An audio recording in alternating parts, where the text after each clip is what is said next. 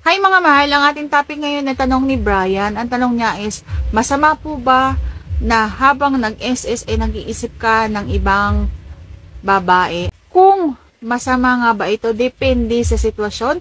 At ano ang sitwasyon na to? Uusapan natin yan. Pero bago yan, kung bago ka pa lang sa akin channel, alam nyo na yan.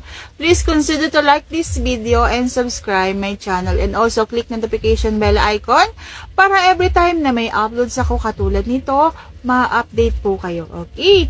So, paano nga ba nagiging masama ang pag-iisip sa ibang tao or ibang babae habang nag-i-SS ka?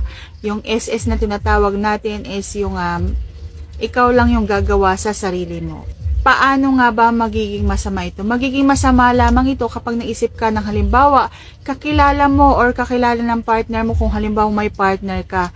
Kung halimbawa kapitbahay nyo ito or ka-office mate mo or katrabaho mo or kahit na sinong babae. Pero kung halimbawa ang iyong iniisip at katulad halimbawa ng artista na malabong makadaupang palad mo, katulad halimbawa ng mga model, yung mga ganon, okay lang yan, okay? Bawat isa sa atin ay may kanya-kanyang pantasya. Kahit ako may pantasya ako, okay? Pero kung halimbawa kakilala mo, kapitbahay nyo lang, or kaibigan mo, masama yon. Okay? So, masama lamang yon kung ikaw ay may partner na.